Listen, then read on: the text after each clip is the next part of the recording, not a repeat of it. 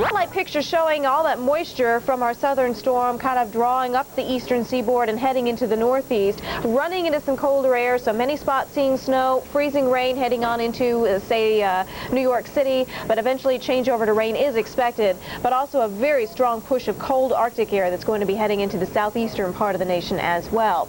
So there's a look at the storm history. St. Louis, as we mentioned, seeing some significant snow all the way back to just north of Oklahoma City, and heading on into parts of lower Michigan, a swath there of anywhere from 6 to 12 inches of snow, but lighter amounts as you head across eastern portions of Lake Erie, heading into western New York and on into western Pennsylvania. Of course, we're going to be watching those regions very, very closely. We think as time wears on, that lake effect snow machine is going to be kicking in, but for the time being, Buffalo Bill Keneally, you can tell us that things are actually fairly quiet in the Buffalo area. That is correct, Sharon. Thank you very much. Good evening, everybody. We continue to see a nice night actually unfolding. I'm going to guess one of our better nights over the next 4 to 5 days here, too. You can see behind me the city is glimmering nicely. The snow has ended. We picked up about 2, maybe 2.5 inches between noon and about 6 o'clock tonight. But again, that was a coming attraction. We have plenty more on the way. When I got here, the wind was at my back. Now the wind is coming in at my face. It is coming in now from the southwest, and that, along with the Arctic air coming in, will bring with it the threat of lake effect snow, and that's going to be our big concern. Anybody in western New York keeping tabs on the weather, probably a good idea. Anywhere from really the Pennsylvania line clear on over to about Rochester, it looks like lake effect snow will be the big event, probably starting later on tomorrow. And Sharon, we are here in Erie County, and it looks like with that wind direction from the southwest, northern Erie and Genesee counties are probably the prime target areas later on this afternoon or tomorrow afternoon. Okay, we'll be watching for that. Of course, folks now have plenty of time to prepare for that. Thanks a lot, Bill.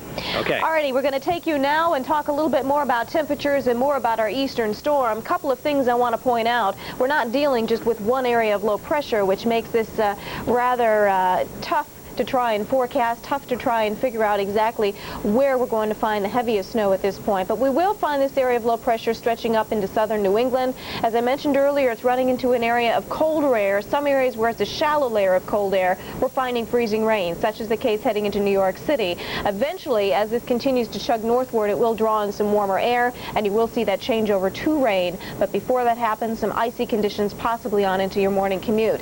This area of low pressure continues also to move to the north and east, spreading more snow across the Great Lakes, and this area of low pressure attached to this front, which is harboring the Arctic air behind it. And high pressure coming in out of Canada. It's the difference between pressure in this high and this area of low pressure. Look at the tightly packed isobars, the winds coming in out of the north, providing blizzard conditions into western portions of Minnesota and on into areas of North Dakota. It's been a mare.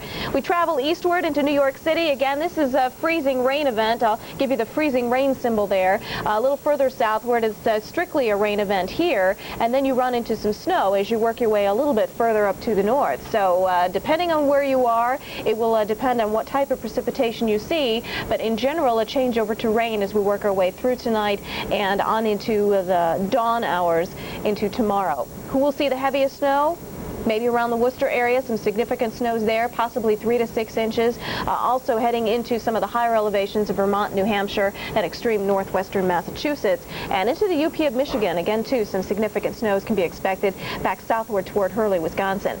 There's a look at the cold temperatures. This is a very important part of the weather story because this is dangerously cold air, and it's reaching far, far, far down to the south. There's a look at some of the actual temperatures with wind chills reported to be as low as, I believe, let's see, Daniels County heading into Montana, 89 degrees below zero. That is dangerously cold.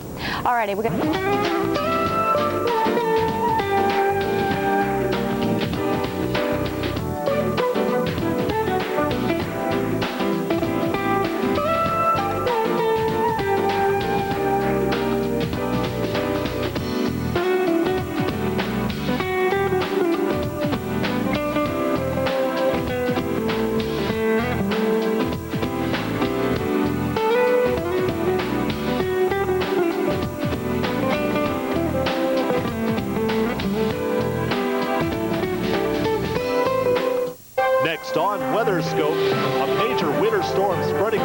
much of the eastern half of the United States, we'll have the latest on the heavy snow.